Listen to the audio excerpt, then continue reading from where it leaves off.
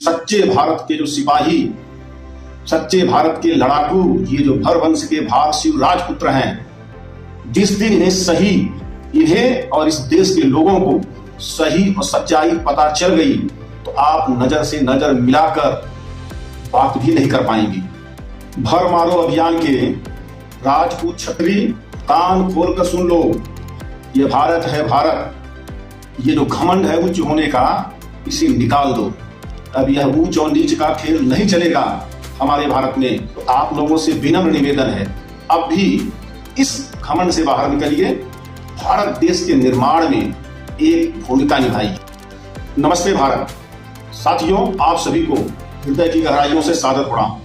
साथियों, मैं एक आज ऐसा रिपोर्ट रखने जा रहा हूं भारत सरकार का, जो सेंसस ऑफ रिपोर्ट अवध है 1869 का, आज से 150 साल पुराना रिपोर्ट, जो आप अभी मैं बताऊंगा। साथियों से पूरा सुनना, अब पूरा सुन लेंगे तो वह 150 साल की पुरानी जो एक रिपोर्ट है वह आज भी वह सच दिखाई देगी। और ये जो भर मारो अभियान और भरों का एक विलीनीकरण, आज जो भरों की दुर्दशा उस समय थी या आज भी है, इसके कारण जितना बहाई थे उससे कहीं अधिक यही के लोग हैं। इस रिपोर्ट से आपको सारा चीज समझ में आ जाएगा सही में हुआ क्या है। तो साथियों, ज्यादा न कहते हुए आप इस रिपोर्ट को मैं बताऊंगा और आप ध्यान से सुनना और समझना, फिर आपके दिमाग में, फिर आपके दिल से फैसला लेना। और साथियों, लगे कि नहीं यह रिपोर्ट लाखों लोगों तक पहुंचना चाहिए, आप इसे शेयर करें और हमारे इस मिशन से, हमारे नहीं आप सभी के, इस देश के, इस भारत के मिशन से जुड़िए। इसे सामने लाने के लिए आप लोग इस मिशन से अधिक जुड़ेंगे, तभी यह मिशन सफल होगा। क्योंकि हम जाति पाति के लिए यह वीडियो नहीं बनाते हैं, बल्कि उस सच को जो लोग आज भी एक घमंड में हैं और इस खाई को आज भी बना के रखे हैं, उस खाई को खत्म करना है तो उस इतिहास को सामने ला के रखना पड़ेगा, तब जाके लोगों का घमंड जुटेगा। तो साथियों, आइए इस रिपोर्ट की तरफ चलते हैं।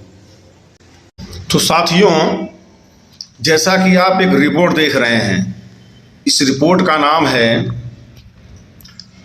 The report on the census of Awadh volume 1, एक जनरल रिपोर्ट है। और साथियों, ये आप जो विलियम साहब थे, जो चार्ली विलियम्स कहते थे, साथियों उन्होंने इस रिपोर्ट को लिखा है, रिपोर्ट है। और इस रिपोर्ट में जो कुछ कहा गया है बहुत ही बारीकी और सच्चाई से, साथियों मैं उसी रिपोर्ट को जैसे है उसी तरह आपके बीच रखने जा रहा हूं। और साथियों, यह किसी 1-2 पेज में नहीं, यह देखिए करीब 4 पेज में है। आइए साथियों, इस रिपोर्ट में लिखा गया है, माना जाता है कि अवध में प्राचीन काल में जिन अन्य जातियों का शासन था, मतलब कई जातियां थी, लेकिन इसमें लिखा रहा अन्य जातियों का शासन था, वे भर हैं, जिनकी संख्या अभी 28,886 है। यह कहाँ की है? यह संख्या जो अयोध्या और गोंडा, ये दो एक मंडल पहले हुआ करता था 150 साल पहले, उनकी मिला के इस क्षेत्रों में 28,886 है।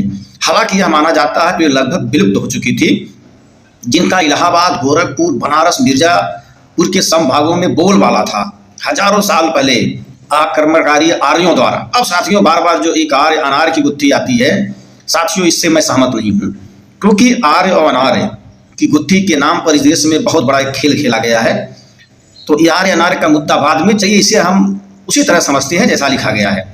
द्वारा इस पुरानी आदिवासी शासक जातियों को या तो नष्ट कर दिया गया था, या तो गंगा के मैदानों से दक्षिण में पहाड़ों में धकेल दिया गया।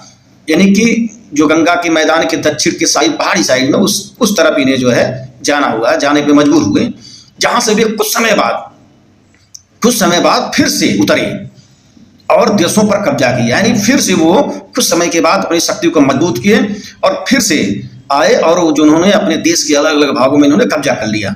इसे लगभग 600 साल पहले उन्होंने दूसरी बार निष्कासित किया गया था। कह रहे हैं कि इन्हें 600 साल पहले लगभग, मतलब ये 1869 में, मतलब 12वीं सदी के बाद जब फिर से मुस्लिमों का इस देश में आक्रमण शुरू होता है, तब वही कह रहे हैं कि उसके बाद से फिर इनका जो है निष्कासित किया गया इन्हें। 1865 में जो 4000 के ऊपर की आत्माएं, यानी कह रहे हैं कि उसमें 4000 के ऊपर जो है लगभग संभवतः ये शिव के समान हो सकती है। मेरा मानना है, यानी ये जो लेखक हैं इस रिपोर्ट को कह रहे हैं कि मेरा मानना है कि भरों का पहला उल्लेख कर्नल विल्फोर्ड द्वारा उन्होंने पवित्र द्वीपों में तब उन्होंने लेख लिखा है। पवित्र द्वीपों में पश्चिम अनुच्छेद इसका जो भाग दिया हुआ है, इसका एशियाटिक जो रिसर्च एक संस्था थी, तो 1805 में कह रहे हैं कि पहली बार एक विद्वान निबंध किया गया है, मतलब एक विद्वान के द्वारा एक निबंध, एक लेख लिखा गया था जिसमें जनजाति और स्थानों की गणना की गई है। यानी 1805 में एक उन्होंने जो है 1805 में ही, यानी आज के लगभग समझ लीजिए तो लगभग 200 साल पहले, तो भरों के बारे में उन्होंने पहली खोज की थी। वह एक साथ लेकिन बहुत संक्षेप में कह रहे हैं कि भर का उल्लेख करते हैं जनजातियों के रूप में जो गंगा के प्रांतों में एक बार बहुत शक्तिशाली थी। क्या कह रहे हैं कि गंगा के प्रांतों में बहुत शक्तिशाली थी, जो मिर्जापुर जिले के पहाड़ी जिलों और बनारस, घियालपुर और कुछ हिस्सों के मूल निवासी हैं। भर अभी भी बनारस, गोरखपुर और इलाहाबाद जिले में 1.25 लाख की संख्या है। साथियों, रिपोर्ट में आप पूरा अंत समय तक बने रहेंगे, क्योंकि जैसे जैसे रिपोर्ट आगे बढ़ेगी ऐसे ही बहुत ही गंभीर विषय पे चर्चा की गई है। मिर्जापुर के पूर्व की ओर की पहाड़ियों में अभी भी भर राजा हैं। कह रहे हैं उस समय कि पहाड़ियों की ओर जो अभी भी जो है भर राजा हैं, लेकिन गंगा के उस पार जहाँ कहीं भी यह जनजाति मौजूद है, उनकी परिस्थिति बहुत खराब है, बहुत ही खराब थी। सर एच एलियट का कहना है कि उन्हें राजभर और भरपतवा भी कहा जाता है। और उन्होंने एक बार गोरखपुर से बुंदेलखंड, जैसा कि आपको सभी पता है बुंदेलखंड कौन सा, वही जो आज बघेल डायनेस्टी का नाम आता है, कलिंजर का किला, महोबा, ये सब जो बुंदेलखंड का एरिया है, आप सभी को पता है, उसका मैं बता चुका हूँ। यह भी एक समय पूरी तरह से भरों के अधीन था। बुंदेलखंड तक पूरे देश को आबाद किया था, मतलब पूरे देश को उन्होंने शासन किया था, उसे आबाद किया था। और वहाँ पुराने किलों, तटबंधों, गुफाओं, जिनके अवशेष अभी भी मौजूद हैं, और लोकप्रिय रूप से भरों को कहा जाता है कि ये भरों का ही है। लेकिन जब ये लोग रिपोर्ट बना रहे थे तो साथियों, ये लोग कहते हैं कि अंग्रेजों को क्या पता, अंग्रेज क्या देखे थे। लेकिन साथियों, उन्होंने जो जमीनी स्तर पर जो सर्वे किया, तो लोगों ने जो उन्हें बताया, उन्होंने वही लिखा है। जो सच था तो ही बताया गया, जब तक कोई चीज सच नहीं होती बताया नहीं जाता है। तो साथियों, कह रहे हैं अवध के पूर्व में भर सार्वभौमिक परंपरा का दावा है, मतलब सार्वभौमिक मतलब पूर्ण रूप से एक परंपरा है, एक परंपरा रूप से दावा है कि भरों का एक बार बोलबाला था। यानी अवध के पूर्व में पूर्ण रूप से यह दावा मिलता है कि भरों का यहाँ एक बार पूर्ण रूप से बोलबाला था। और सब कुछ, चाहे वह टीला हो या टैंक या मंदिर या उपवन जैसे जो भी बनाए गए, वो सभी कह रहे हैं कि जिसकी मूल उसकी पुरातनता में छिपा हुआ है, मतलब जो पुराने अवशेष हैं उनकी जो है मूल में यह छिपा हुआ है भरों का इतिहास। कहा जाता है कि यह किसका काम है, उनका काम, अर्थात यह भरों का काम है। अब साथियों देखिए, आगे कह रहे हैं जायस और सुल्तानपुर, इसे अभी कुशभवनपुर या कसभवनपुर यहाँ पे ट्रांसलेट में हो गया है। कुशभवनपुर और अयोध्या नगर कहे जाने वाले भर कस्बों के स्थलों पर बनाए गए हैं। यानी कि जो पहले का अयोध्या, कुशभवनपुर और सुल्तानपुर जाना जाता है, वह सारे वहाँ के जो भी अब बने हुए हैं, सारे वो भरों के कस्बों पर हैं। यानी सब भरों के नाम से वो बसाए गए थे। जो मुस्लिम आक्रमण के समय, देखिए, जो मुस्लिम आक्रमणों के समय तक उनके शासन की सीटें थी, अर्थात जब तक 12वीं सदी के बाद, जब तक उस क्षेत्र में मुस्लिम पूर्ण रूप से शासित नहीं होते हैं, तब तक यह उनके अधीन थी। किसके? यह भरवंश भारसियों के अधीन थी। साथियों, यही सबसे बड़ा समझने का, अभी तक इसी बात को हमारे भारतीय इतिहासकारों ने सही ढंग से नहीं लिखा। ठीक, आप सोचिए कैसे इन 3-4 सालों में वहाँ पे तमाम राजपूत नामक तमाम अलग अलग जो राजपूतों की वंशावलियाँ हैं, कहाँ से जन्म ली। आइए साथियों, आगे उसका भी खुलासा है। जायस की मस्जिद एक बहुत ऊंचे टीले के शीर्ष पर बनी है, जहाँ एक बार भर, डलमऊ और रायबरेली के मंदिर खड़े थे, यानी कि वहां पर जो डलमऊ में एक वहां पर कह रहे हैं एक मस्जिद बनी हुई थी, वहां पर पहले डलमऊ और रायबरेली के मंदिर खड़े थे। किसके भरों के? कहा जाता है कि डल और बल नामक के भरों के दो भाई प्रमुखों ने इसकी स्थापना की थी। अब साथियों कुछ पासी भाई कहते हैं कि भर राजा डलदेव पासी, कोई प्रमाण नहीं है। साथियों देखिए इस रिपोर्ट में भी स्पष्ट कहा गया है कि भर राजा जो ये दो भाई डलदेव और बलदेव इसकी स्थापना की थी। यहाँ तक कि बरेली का नाम भी इसी भरों के नाम से, पहले बरेली था, बाद में बरेली, फिर बाद में रायबरेली। साथियों आइए आगे श्री कार्नेगी। साथियों ये कार्नेगी साहब अभी तक के जितना भी हमने इतिहास पढ़ा सबसे बारीक से पकड़ने वाले यही हैं, जो इन्होंने सुल्तानपुर सेटलमेंट रिपोर्ट, एक बंदोबस्त अधिकारी थी ये, इन्होंने बहुत ही बारीकी से इस चीज को पकड़ा है। वो कह रहे हैं कि जिला लखनऊ में अमेठी परगना 1550 तक भरों के पास था, जब उन्हें सलेम पार के वर्तमान तालुकादार के जो कह रहे उस समय के सलेमपुर के वर्तमान जो तालुकेदार के पूर्वजों ने निष्कासित कर दिया गया था। कहा जाता है कि बहराइच, देखिए बहराइच, बरेली, भरदोई जिसे भदोही कहते हैं, बनारस जिले के परगने के नाम भर शासक से प्राप्त हुए हैं। साथियों यहाँ पर नोट देखिए, बहराइच, बरेली, भरदोई और बनारस का इन्होंने जिक्र किया है कि ये सब भरों के नाम से। अब बनारस ये जो बाद में गहरवाल जिसे कह दिया गया है भर राजा बंदार को, वही बंदार या बंदारस जिसे कहते हैं उन्हीं के नाम से जब बनारस बसा हुआ था।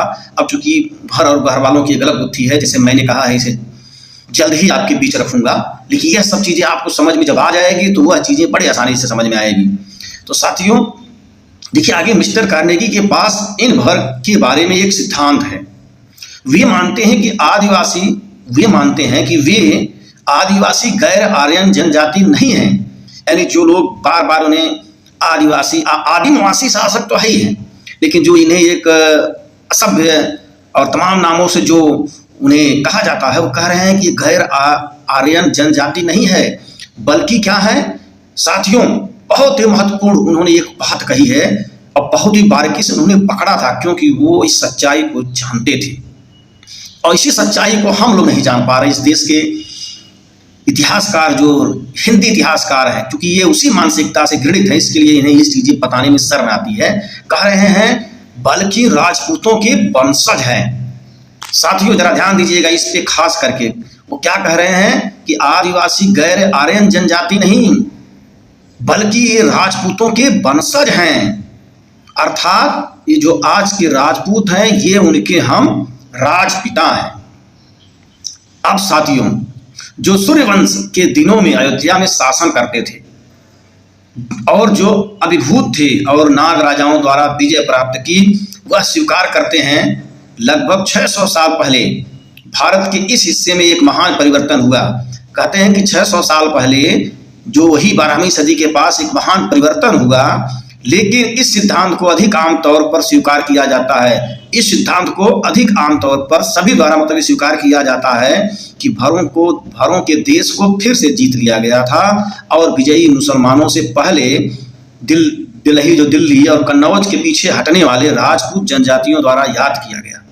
देखिए साथियों कह रहे हैं कि ये जो दिल्ली और कन्नौज पर जब मुस्लिमों का एक प्रकार से शासक हुआ, तो वहां से जो राजपूत पीछे हटे हैं उनके द्वारा यह याद किया जाता है।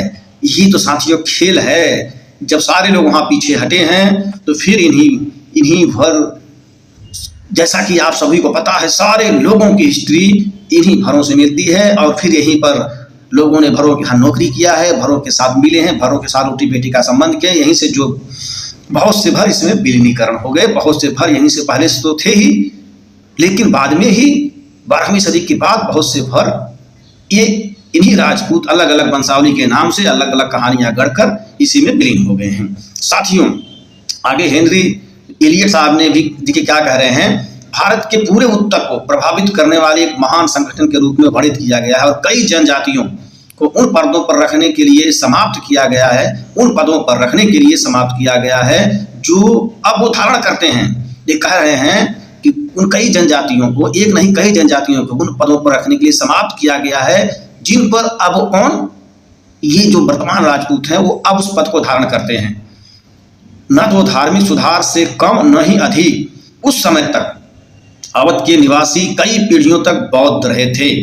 अब आगे साथियों देखिए पुरानी बात हो रही है। अवध के जो निवासी जो कह रहे हैं निवासी कई पीढ़ियों तक बौद्ध रहे थे, उन्होंने जब बौद्ध धर्म को त्याग दिया और जाति और नस्ल के सभी भेदों के साथ एक सुधारित ब्राह्मण धर्म को स्वीकार किया। साथियों जैसा कि आप सभी को पता है, एक बाद में बौद्ध और शैव तमाम धर्म इस देश में एक धर्म की लड़ाई बहुत हुई है, और यहीं से जो इसी धर्म की लड़ाई के बाद जो बहुत से लोग बौद्धिस्ट थे या उस समय जो यहाँ पर आए हैं, उसी समय ये भेदभाव उस तरह से ये चालू हुआ। अब साथियों आगे देखिए, मतलब कह रहे हैं आगे अपना लिया, इसलिए इस समय से जातिगत भेदों को फिर से मान्यता दी जाने लगी, क्योंकि जो लोग यहाँ से यहाँ आए या दूसरे लोग और लोग जो परिवर्तन हुए, तो वहीं से एक जो है अलग अलग भेदभाव शुरू हुआ। बहुसंख्यक वर्ग को सामाजिक स्तर पर उठाया गया, सामाजिक स्तर पर उठाया गया और राजपूत कुलों के रूपों में स्वीकार किया गया। देखिए कह रहे हैं कि वहाँ से जो बहुसंख्यक वर्ग यहाँ पर विलीन हुए, तो वो उन्हें राजपूत कुलों के रूप में स्वीकार किया गया, और कुलों का मतलब अलग अलग वंशावलियों रूप में स्वीकार किया गया, और अल्पसंख्यक अपनी पूर्व स्थिति में देखिए, परंतु जो वर्ग नहीं विलीन हुए वो अल्पसंख्यक के रूप में बने रहे, उनके वंशज अभी भी भर के अपने पुराने नामों से जाने जाते हैं। यानी हम आप जो अभी बचे हुए भर हैं, उन्हीं भरों के वंशज जो उस भर नाम को, फारसी भर वंश को जो अभी भी हम लोग बरकरार रखे हैं, यही कड़ी साथियों हम ही भर हैं जो इन सभी राजपूत क्षत्रियों की अक्ल को ठिकाने लगाएंगे। जी हाँ साथियों, यही फारसी भर वंश है जो इन सभी के इतिहास की एक कड़ी है, इस भारत के इतिहास का एक मजबूत पहलू है। साथियों आगे आइए, इसलिए कि वर्तमान राजपूत वंश, साथियों ध्यान दीजिए, देखिए इसलिए कि वर्तमान राजपूत वंश भर हैं, जो कह रहे हैं कि वर्तमान राजपूत वंश हैं वो क्या है, भर ही हैं, और वर्तमान भर राजपूतों को नीचा दिखाते हैं। अर्थात जो वर्तमान जो भर राजपूत, यानी कि एक राजपूत जो वो उस राजपूतों में जो राजपूत वंशावलियों में विलीन हो गए, और कह रहे हैं कि ये जो वर्तमान भर राजपूत को नीचा दिखाते हैं, यानी जो दूसरे भर राजपूत के रूप में, भरों के रूप में रह गए, ये उन्हीं को नीचा दिखाने का काम किए। अब उन्हीं का ये कहीं न कहीं एक प्रकार से अपने ही भाइयों का, एक प्रकार से उनके ऊपर बहुत ही इन्होंने समझ लीजिए अत्याचार किए हैं साथियों। तो ऐसे लोगों को क्या छोड़ दिया जाए? ऐसे अब क्या बताएं साथियों, इतना गुस्सा आ रहा है ऐसे लोगों के ऊपर, ऐसे लोगों को क्या छोड़ दिया जाए? नहीं साथियों, ऐसे लोगों का कच्चा चिट्ठा, चाहे वह, मैं इसीलिए इन्हें पहले ही कहा कि बनुआ भर, इन्हें इसलिए कहा कि सुधर जाइए। देखिए कितनी बड़ी ये इतिहास की एक ऐसी स्थिति कोई भी भारतीय इतिहासकार इसे नहीं लिखा। क्यों लिखेगा? क्योंकि उसी मानसिकता का है, उसके अंदर निष्पक्षता नहीं है। इसीलिए साथियों मैं निष्पक्ष रूप से इस बात को रखता रहूंगा, चाहे वह गद्दार भर ही क्यों ना हो।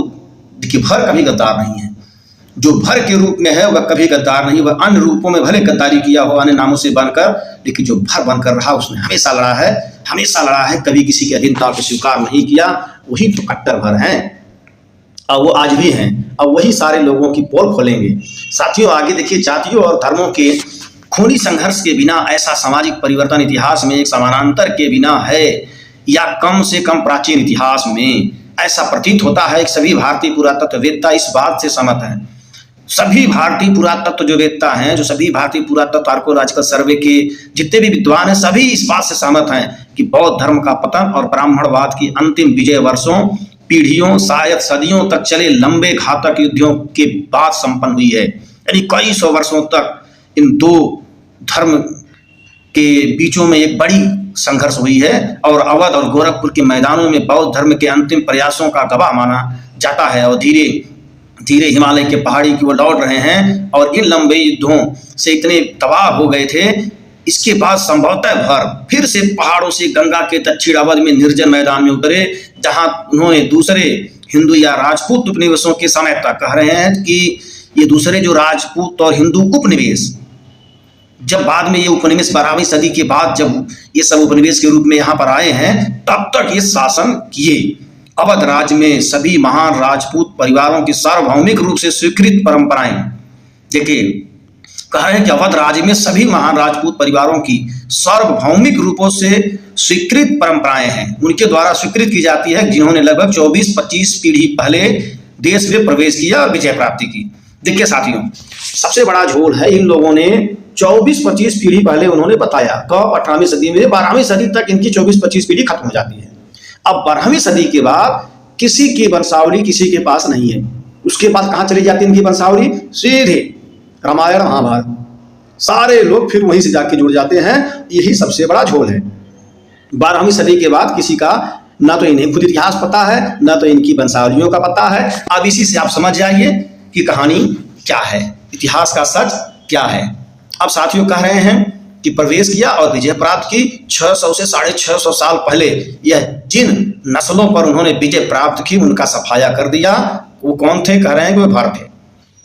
अब ये लोग कहते हैं कि हमने 650 650 साल पहले इन भरों को हमने सफाया कर दिया और 25 पीढ़ी इनके बाद में कुछ कहानी भी नहीं मिलती है। साथियों, यहीं पर सबसे बड़ा झोल है।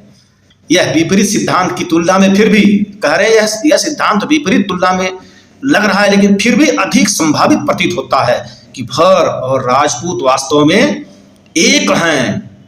देखिए साथियों, कितनी बड़ी बात, यानी अवध के पूरे उत्तर भारत के कह रहे हैं कि यह भले सिद्धांत लग रहा है विपरीत, लेकिन वास्तव में यह संभावित है कि भर और राजपूत वास्तव में एक ही है। जिसका खुलासा मैंने इसके पहले रिपोर्ट में किया था कि या राजपूत तो भर हैं या भर तो राजपूत हैं। दोनों एक दूसरे को अपने आप में बस एक कहानी, झूठी कहानी के द्वारा एक आज भी एक उच्च सर्वश्रेष्ठ होने का जो एक खेल चल रहा है राजपूत क्षत्रिय का, उसी खेल, ऊंच नीच के खेल में अपने ही देश के साथ इतना बड़ा खिलवाड़ कर डाले इन गद्दारों ने। मैं इनको तो गद्दार कहता हूं कि हमेशा प्रांत, अब देखिए कह रहे हैं वास्तव में एक हैं और कि वो हमेशा प्रांत में एक साथ रहते हैं और कि वे शांतिपूर्वक बौद्ध धर्म से ब्राह्मणवाद में परिवर्तित हो गए। मतलब ये जो बौद्ध धर्म के बाद जो एक जिसे एक ब्राह्मणवाद या हिंदू धर्म जो भी कह लें, ये उसमें सब परिवर्तित हो गए और अपनी मर्जी से, क्योंकि यहाँ पे साथियों इन लोगों ने एक शैव धर्म जो था, इनसे भारतीयों की इन लोगों से एक चीज छूट गया है, कहीं कहीं इन लोगों से बहुत बड़ा मिस्टेक। हाँ, कह रहे हैं कि गंगा के पूर्व और जमुना के दक्षिण में आदिमवासी शासक भर थी। ये कहाँ की? इलाहाबाद की रिपोर्ट में बात कही जा रही। उत्तर पश्चिम और अंत में जौनपुर के राजा कौन? ये जो जौनपुर के राजा सरकी था, जिसे कहते हैं कि भरों का होली के दिन एक बात आती है। तो साथियों, यह एक अंतिम भर मारो अभियान का एक अंतिम मिशन था जो 14वीं शताब्दी में जो जौनपुर से डलमऊ तक एक साथ में हुआ था, जिसमें इलाहाबाद वगैरह सारी जगह का कड़ी आती है, एक साथ में हुआ था। कहते हैं कि उस आक्रमण में इनको वहां से हटा दिया गया और आक्रमणकारियों ने भर के किलों पर कब्जा कर लिया। अवध में हिंदू मोहम्मद के भीड़ से, मतलब उनके आबादी से धीरे धीरे वहां पर खत्म हो गए। इस अलग अलग विजय की सीमाओं को स्पष्ट रूप से आज तक मौजूदा तालुकाओं में देखा जा सकता है और प्रत्येक मुख्य रूप से सफल आक्रमणकारियों के प्रत्यक्ष वंशजों द्वारा काटे गए। कह रहे हैं कि जो अभी मौजूदा तालुकेदार हैं, कह रहे हैं उनके अगर उनका अवलोकन करते हुए जो उनके पूर्व वंशज थे, वो उनके द्वारा इन्हें जो है काटा गया या मारा गया। इनमें आगे आक्रमण या विजय की कोई परंपरा नहीं है और हमारे समय तक बसे हुए प्रतीत होते हैं, यानी अंग्रेजी हुकूमत तक ये बसे हुए प्रतीत होते हैं और अबाधित बिना किसी बाधा के ये लोग बने हुए हैं। वे अस्तित्व के उस उतार चढ़ाव, कह रहे वे अस्तित्व के इस उतार चढ़ाव के बीच जो सभी परिवार परंपराओं को कमजोर करते हैं। गंगा के उत्तर में लेकिन भरों के बारे में बहुत कुछ सुना जाता है। कह रहे हैं कि भरों के बारे में बहुत कुछ सुना जाता है, जिसके 2 रिपोर्ट हैं। एक की भी लगभग सभी जौनपुर आक्रमणकारियों द्वारा काट दिए गए थे, दूसरा की वो पूर्व में पलायन कर गए और बुधो परगना में पड़ोसी प्रमुख जो भी वे थे से कुछ क्षेत्र प्राप्त किया। कई बाजारों और गांवों में अंतिम महानतम भर राजा इलाहाबाद की बात हो रही है, राजा लीली। साथियों, यह भी एक बहुत ही इलाहाबाद में इनका नाम आज भी है, भर राजा लीली के नाम से है। टोंस नदी के दक्षिण में खैरागढ़ के परगना में पुराने भर किलों और कस्बों के अवशेष असमान नहीं हैं, जहां अधिक सभ्य इलाके से निकाले जाने के बाद भी भर लंबे समय तक अविचलित वहां पर रहे हैं। अब वे अंततः मांडा के राजा, अब साथियों मांडा के राजा के पूर्वजों द्वारा यही गहरवाल, जिसका मैं अभी आगे भांडा फोड़ने वाला हूं, ये भर ही थे, कौन थे ये भर ही थे या कौन थे, इसका आगे मैं जबरदस्त खुलासा करने वाला हूं। तब तक अभी जो लिखा है इसमें हम उस चीज को जानते हैं। इन इलाकों से निकाल दिए गए या प्रेरित थे, देखिए दोनों चीज इसमें कह दी गई है। और बराह परगना में भर भी थे, लेकिन उन्हें हिंदुस्तान के उत्तरी जिलों के चतुरी, ये चुत्री कौन है, हिंदू को कहते हैं, चुत्री हिंदुओं ने मुहम्मदन आक्रमणकारियों के अनुयायियों, मतलब ये कह रहे हैं चतुरी हिंदू और मुसलमानों के साथ मिलकर उन्हें बेदखल कर दिया गया था। शायद मैं यह बताने के लिए बहुत लंबा हो गया, जो लेखक हैं इस रिपोर्ट के कह रहे हैं कि शायद मुझे यह बताने के लिए बहुत लंबा हो गया हूं, बहुत काफी उन्होंने एक बड़ा उदाहरण दे दिया कि अब एक पुरानी जात के बारे में क्या जाना जाता है, लेकिन कुछ मौजूदा जातियों का इतिहास उनके इतिहास में विलीन हो जाता है। कह रहे हैं कुछ मौजूदा जातियों का इतिहास उनके इतिहास में विलीन हो जाता है, जो एक दूसरे के बिना अधूरा है। साथियों, कितनी बड़ी महत्वपूर्ण चीजें इस रिपोर्ट में कह दी गई है, और आज तक हमारे ही तमाम समाज के लेखक भी इस बात को नहीं पकड़ पाए, क्योंकि वो लोग भी किसी न किसी एक धार्मिक विचारधारा से ग्रसित, एक सोच से ग्रसित निष्पक्ष उन्होंने कभी इतिहास नहीं लिखा। 3 प्रभावशाली स्थानीय जातियां या कबीले भर के साथियों एक अंतिम मिश्रण का दावा करते हैं। असंख्य या प्रभावशाली नहीं है, वे भूमि के मालिक हैं। रक्त, ये कौन, किसके रक्त, ये भुरार, गहरोर और टिकैत हैं। यही गहरोर या गहरवार या जो भी कह लें, टिकैत हैं, 2 पूर्व उच्च जातियों के बीच जो आमतौर पर जमींदार हैं। और इस जिले के दक्षिणी भाग, यानी उस समय अंग्रेजी हुकूमत तक की बात कह रहे हैं ये, और एक जोड़ने वाली कड़ी प्रतीत होती है, वो हीन जातियां जिनका बहुत दास्तां है, कह रहे हैं जिन्हें आज हीन जाति के रूप में इन्हें माना जाता है, उनकी बहुत दास्ताएं, बहुत सी कहानियां, बहुत सी स्टोरी है। टिकैत कई हैं और बहुत प्रभाव रखते हैं। वे 3 में से एक के वंशज हैं।